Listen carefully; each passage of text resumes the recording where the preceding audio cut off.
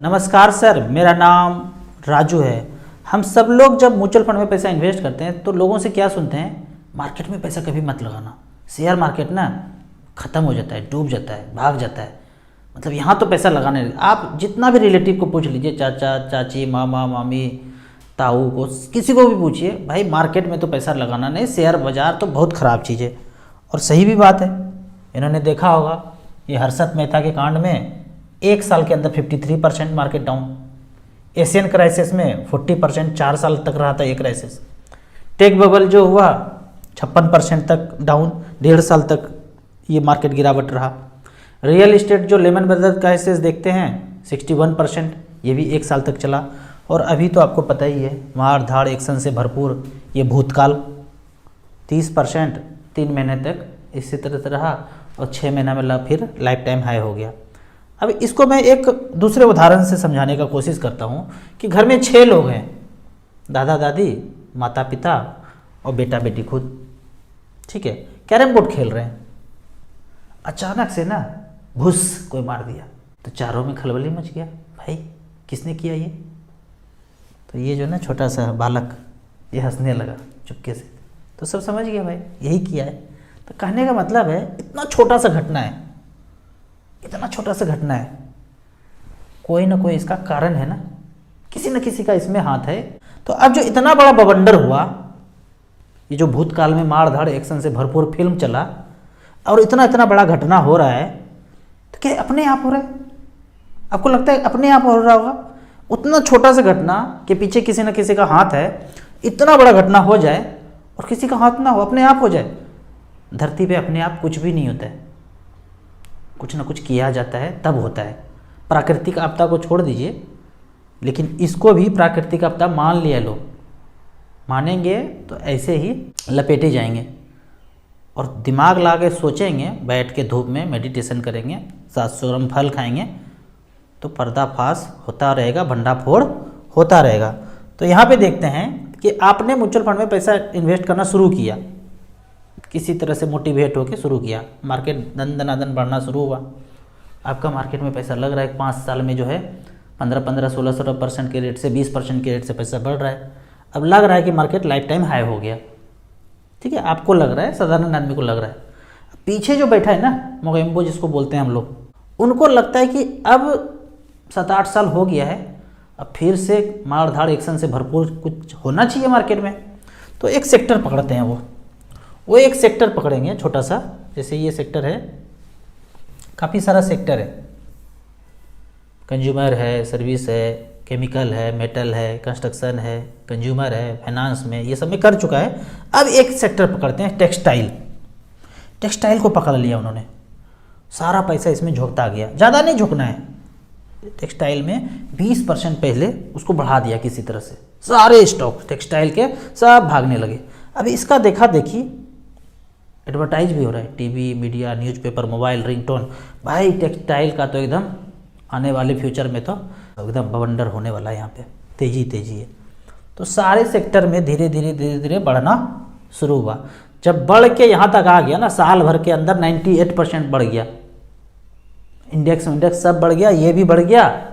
यहाँ तक जब आ गया तो अब उनको लगता है कि भाई मौका पे चौका मारना चाहिए। न्यूज बनाता है कि हमने तो कपड़ा खरीदा था, पेरेंट्स बोल रहे हैं, हमने कपड़ा खरीदा था, जीन्स खरीदा था इस कंपनी से बच्चे के लिए पिछले साल, ये छोटा हो गया। बताइए 1 साल में कभी छोटा होता है? न्यूज ऐसे छा रहा है, एकदम कपड़ा फेंक रहा है सब इधर उधर, कोई कपड़ा नहीं खरीदेगा, उसके चक्कर में पूरा मोबाइल, रिंगटोन सब यही बोल रहा है, इससे नहीं खरीदना, उससे नहीं खरीदना, किसी भी कंपनी से कपड़ा नहीं खरीदना। तो चुपके से कोई आदमी बताना भी चाह रहा है कि मैडम ये ना कपड़ा छोटा नहीं हुआ है, आपके बच्चे बड़े हो गए। नहीं, कपड़ा ही छोटा हुआ है, बच्चे तो वैसे ही हैं, पहले भी ऐसे थे, आज भी ऐसे ही हैं। मतलब कोई लॉजिक नहीं समझना है, कोई साइंस नहीं मानना है और धड़ल्ले से लगे रहना है बेवकूफ़ी की तरह। सारा बहिष्कार होने लगा, कपड़ा का, बाकी चीज़ का भी बहिष्कार, दन दनादन मार्केट गिरना शुरू हुआ, क्योंकि सब लोग यही बोल रहे हैं भाई कपड़ा ख़राब है, नहीं खरीदना है। मोबाइल भी यही बोल रहा है, टीवी भी यही बोल रहा है, रिंगटोन भी यही बोल रहा है, सब जगह यही बोल रहा है। धड़ाधड़ गिरना शुरू हुआ 40% तक, 5 महीने में 40% ओम भूर्भुवः स्वः हो गया यहाँ पे। तो बहुत बड़ा घटना हो गया। आप अभी से SIP शुरू किए हैं, ऐसा क्यों न्यूज देखेंगे 8-10 साल के बाद आपका पैसा यहाँ पे गया।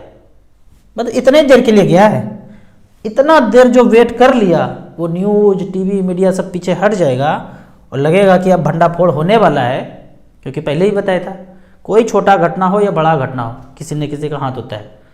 अब वो पता चल जाए कि किसका हाथ है, उससे पहले ही मार्केट फिर से बढ़ना शुरू होगा। मैं हमेशा एक क्वेश्चन पूछता हूँ कि कोई ना कोई तो किया होगा, तो आपका जवाब होगा किसने किया होगा। तो मेरा कहना है जिसके पास मार्केट का सारा पैसा डाइवर्ट होके चला गया ना, मानो कि उसी ने किया है। ठीक है, तो एक साधारण इन्वेस्टर को ज़्यादा कुछ नहीं करना है, आप चलते रहिए, जर्नी अपना कंप्लीट करते रहिए, 15 साल 20 साल टाइम दीजिए, 15 से 20% का रिटर्न मिल जाएगा।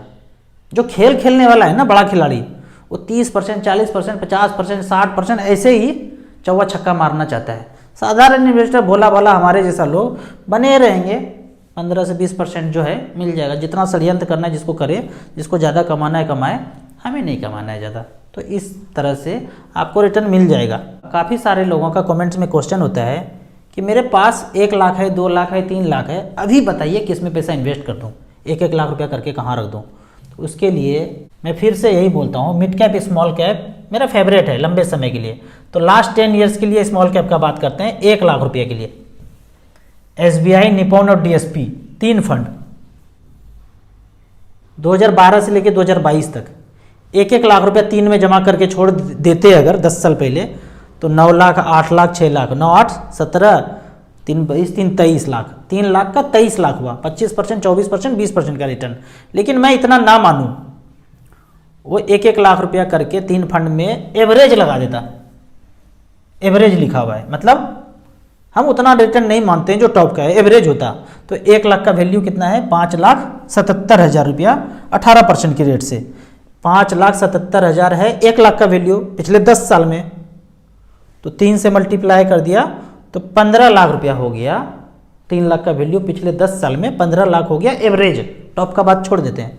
अगर यही पैसा बैंक में होता, आज पैसा है आपके पास, आपने एनालाइज नहीं किया, खोपड़ी का ब्लूटूथ ऑन नहीं किया, कुछ कैलकुलेट नहीं किया, 3 लाख रुपया 10 साल के लिए जरूरत नहीं है, पैसा पड़ा हुआ है 10 साल।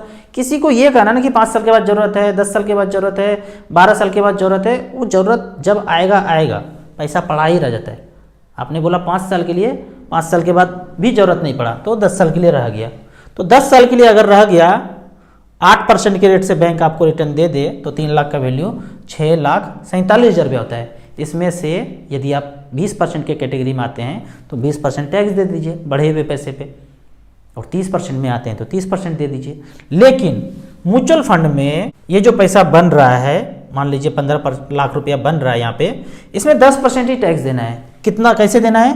15 में मूलधन कितना था? 3 लाख, उसको हटा दीजिए, बचा कितना? 12 लाख। 12 लाख में 1 लाख रुपया और छूट है, वो भी हटा दीजिए, बचा कितना? 11 लाख। 11 लाख का 10% कितना होता है? 1,10,000।